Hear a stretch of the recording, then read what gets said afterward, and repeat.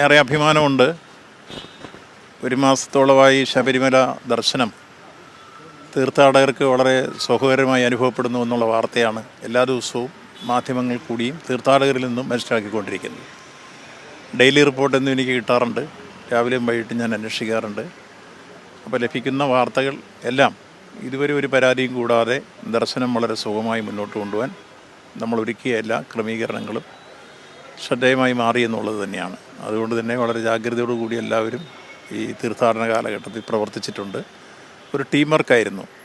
സംസ്ഥാന ഗവൺമെൻറ്റും ദേവസ്വം ബോർഡും എല്ലാം ചേർന്ന് നടത്തിയിട്ടുള്ള ഒരു ടീം വർക്കിൻ്റെ ഫലമായി ശബരിമല തീർത്ഥാടനം മറ്റേത് കാലഘട്ടത്തെക്കാളുപരി ഏറ്റവും ഭംഗിയായി, ഫലപ്രദമായി, വിജയകരമായി ഒരു മാസക്കാലം പൂർത്തീകരിക്കാൻ കഴിഞ്ഞു എന്നുള്ളതാണ് പൊതുവിൽ കാണുന്നത്. ഒക്കെ തീർത്ഥാടകരുടെ നമ്പറിലും വർധനവുണ്ടായിട്ടുണ്ട്, വരുമാനത്തിലും വർധനവുണ്ടായിട്ടുണ്ട്. രണ്ടും വർധനവോട് കൂടിയാണ് ഉണ്ടായിട്ടുള്ളത്. ഇതുപോലെ നമ്മൾ നിശ്ചയിച്ചത് 80,000 വരെ ആയിരുന്നെങ്കിലും 93,000 തീർത്ഥാടകർ വരെ വന്നിട്ടും ഒരു ദിവസം പോലും താമസം കൂടാതെ എല്ലാവർക്കും ദർശനം ഉറപ്പാക്കി പോകാൻ കഴിഞ്ഞു എന്നുള്ളതും നമ്മൾ വിപുലീകരിച്ചുണ്ടാക്കിയ സാഹചര്യങ്ങളുടെ ഏറ്റവും വലിയ മേന്മയായി കാണാൻ. ഇനിയിപ്പം മണ്ഡലപൂജയുടെ ദിവസങ്ങൾ എടുക്കുകയാണ്. തീർത്ഥാടന മണ്ഡലപൂജ കാലം വരികയാണ്. അപ്പോൾ വരും ദിവസങ്ങളിൽ തിരക്ക് കൂടാനുള്ള ഒരു സാധ്യത കൂടിയാണ്. മുന്നൊരുക്കം എന്നതിലേക്ക് കൂടുതൽ ക്രമീകരണം എന്തെങ്കിലും ഏർപ്പെടുത്തുന്നു? കൂടുതൽ ക്രമീകരണം, വരുന്നവർക്ക് ദർശനം ഉറപ്പാക്കാൻ കഴിയുന്ന ക്രമീകരണം അല്ല. ഇപ്പോൾ നിലവിലുള്ള സൗകര്യങ്ങളെല്ലാം നമ്മൾ കുറേ കൂടി വിപുലീകരിക്കും. മണ്ഡലപൂജ നടക്കാൻ പോകുന്ന ഡിസംബർ മാസം 26 സ്വാഭാവികമായി തീർത്ഥാടകർ വർധനമുണ്ടാകും. അതൊരു സ്ഥലത്തും വിഷമുണ്ടാകാത്ത തരത്തിലുള്ള ക്യൂ സംവിധാനങ്ങളായിരുന്നാലും ശരി, സ്പോട്ട് ബുക്കിംഗ് ആയിരുന്നാലും എല്ലാം സൗകര്യത്തോടു കൂടി പോകാൻ, ഒപ്പം വിപുലമായ സന്നാഹങ്ങൾ ഒരുക്കാൻ, അവർക്ക് വരുന്നവർക്കെല്ലാം കാപ്പി കൊടുക്കാൻ, അതുപോലെ മറ്റ് പശ്ചാത്തല സൗകര്യം ഒരുക്കാൻ എല്ലാം ഉള്ള ക്രമീകരണങ്ങൾ ഒന്നുകൂടെ പരിശോധിച്ചിട്ടുണ്ട്. ഓഴ്സ് ആവശ്യമുള്ളിടത്ത് കൂടുതൽ കൊടുക്കാനുള്ള നിർദ്ദേശവും കൊടുത്തു കഴിഞ്ഞിട്ടുണ്ട്. നല്ല രൂപത്തിലാണ് മുന്നോട്ട് പോയിക്കൊണ്ടിരിക്കുന്നത്. മുമ്പ് ഒരു മിനിറ്റിൽ 65 പേര് കയറിയിരുന്ന 18-ാം പടി ഇപ്പോൾ ഒരു മിനിറ്റിൽ 85 പേര് കയറുന്ന സാഹചര്യം പോലീസിൻ്റെ സഹായത്തോടെ നമ്മൾ ഒരുക്കി. അത് ഫലപ്രദമായി എന്നുള്ളതാണ്. ഒരു തടസ്സവുമില്ലാതെ ഇപ്പോൾ തീർത്ഥാടകർക്ക് ദർശനം നടത്തി പോകാൻ കഴിയുന്ന സാഹചര്യം ഉണ്ടായിട്ടുള്ളത് എന്നുള്ള എടുത്തു പറയാം.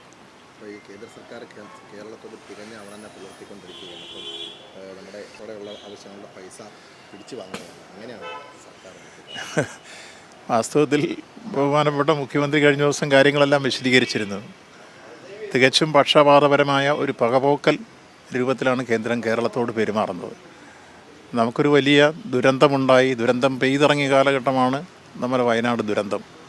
ആ ദുരന്തഭൂമിയിൽ നമ്മളെ സഹായിക്കാനെന്ന രൂപത്തിൽ വന്ന ഹെലികോപ്റ്ററിനുൾപ്പെടെ വാടക ഈടാക്കി നമ്മൾ പറയല്ലേ, സാധാരണ ഈ റവന്യൂ റിക്കവറി നടത്തിയോ അല്ലെങ്കിൽ കുത്തിന് പിടിച്ചോ കാശ് മേടിക്കുന്നു പറഞ്ഞ ഒരു പരുവത്തിലാണ് ഇപ്പോൾ കേന്ദ്ര ഗവൺമെൻറ് കേരളത്തോട് പെരുമാറുന്നത്. ഇരട്ടി കാശ് വാങ്ങിക്കുക.